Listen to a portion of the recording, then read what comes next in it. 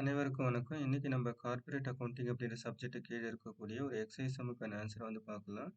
Chapter 2 underwriting of shares and debentures.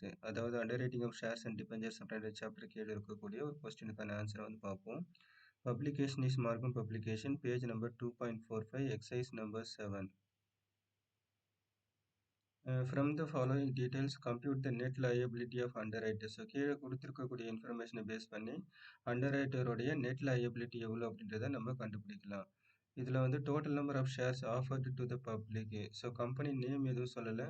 So total number of shares வந்து ஒரு company offer பண்ணுறாங்க general பப்ளிக்கு. வெளியிடுறது வந்து 20,000 நம்பர் ஆஃப் ஷேர்ஸு.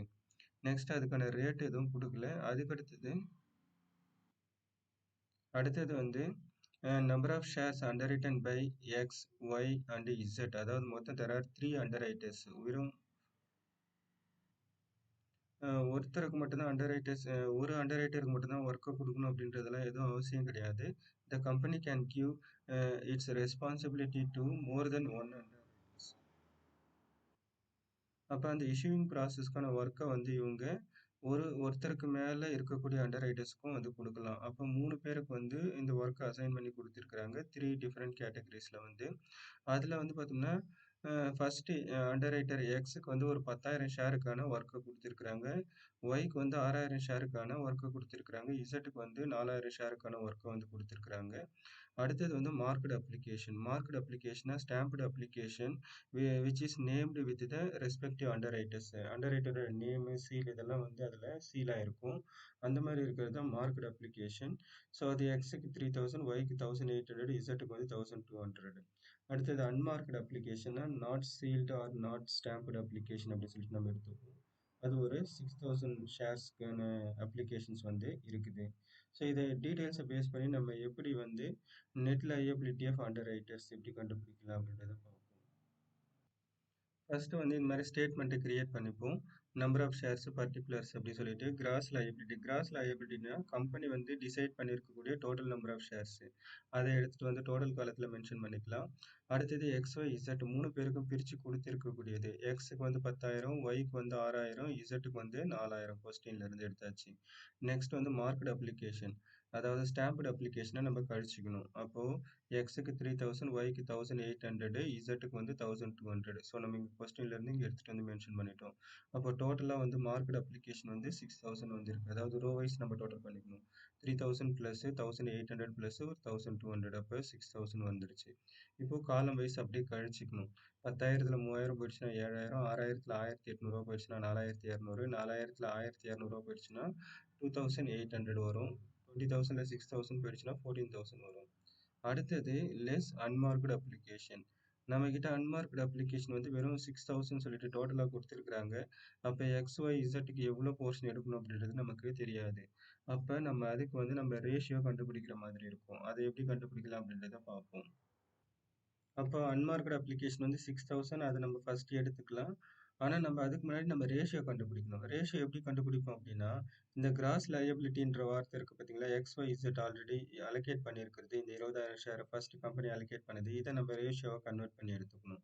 அப்போ எக்ஸுக்கு வந்து 10,000 ஈஸ்ட்டு, ஒய் வந்து 6,000, இசட் வந்து 4,000. அப்போ ஈஸ்ட் நம்ம இன்செர்ட் பண்ணிக்கலாம். 10,000 ஈஸ்ட்டு 6,000 ஈஸ்ட்டு 4,000 சொல்லிட்டு. அப்போ இது அமௌண்ட் பெருசாக இருக்கிறதுனால அதை சுருக்கிப்போம், சமரைஸ் பண்ணிக்கலாம். அப்போ காமனாக இருக்கக்கூடிய 3த்துல இருக்கக்கூடிய 30வை நம்ம ஸ்ட்ரைக் அவுட் பண்ணிடுவோம். எடுத்துட்டோம் அப்படின்னா 10:6:4 வரும். இப்போ இதையும் நம்மளால சுருக்க முடியும். ஏதாவது ஒரு வாய்ப்பாடை யூஸ் பண்ணி நம்ம டிவைட் பண்ணோம் அப்படின்னா பாயிண்ட்ல வரலன்னா நம்ம அந்த மாதிரி டிவைட் பண்ணி எடுத்துக்கலாம். ஸோ அப்போ அந்த மாதிரி நம்ம என்ன பண்ணுவோம் அப்படின்னா, அப்போ 2ஆம் வாய்ப்பாடு யூஸ் பண்ணிப்போம். I2 10, 3 6, 4 8 அப்படின்னு சொல்லிட்டு, சாரி E2 4 அப்படின்னு சொல்லிட்டு நம்ம மென்ஷன் பண்ணிப்போம். அப்போ 5:3:2. அப்போ இதுக்கு மேலே நம்மளால சுருக்க முடியாது. அப்போ இதையே நம்ம ஃபைனல் ரேஷியோ எடுத்துப்போம்.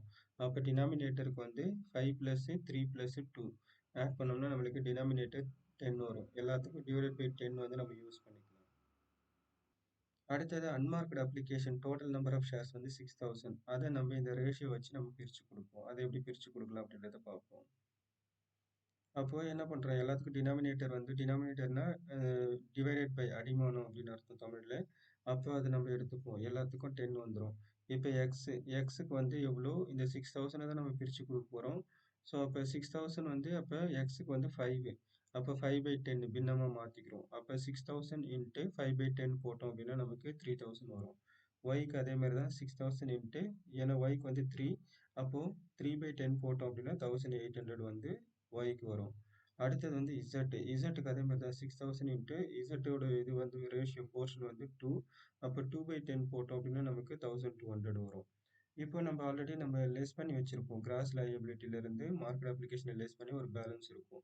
இப்போ காலம் வைஸ் அப்படியே கழிச்சிக்கலாம். 7000 3000 போயிடுச்சுன்னா 4000 4200 இல்லை 1800 போயிடுச்சுன்னா 2400 அதுக்கு அடுத்தது 2800ல் 1200 போயிடுச்சுன்னா 1600 14000ல் 6000 போயிடுச்சுன்னா 8000 இந்த 6000 எப்படி வந்தது அப்படின்னா ஜஸ்ட் இது எல்லாத்தையும் ஆட் பண்ணிக்க வேண்டியது தான் 3000 ப்ளஸ் 1800 ப்ளஸ் 1200 அப்போ ரோ வைஸ் நம்ம ஆட் பண்ணும்போது நமக்கு 6000 வரும். இல்லை நம்ம ஆல்ரெடி இங்கே இருக்கக்கூடிய இந்த 6000 இங்கே எடுத்துகிட்டு வந்து நம்ம கழிச்சு போட்டாலும் சரிதான். அப்போ நெட் லயபிலிட்டி ஆஃப் அண்டர்ரைட்டர் எக்ஸுக்கு வந்து 4000 ஒய்க்கு வந்து 2400 இசட்டுக்கு வந்து 1600 ஸோ அப்போ total number of shares for net liability of underwriters வந்து 8000 தட்ஸ் ஆல் அவ்வளவுதான்.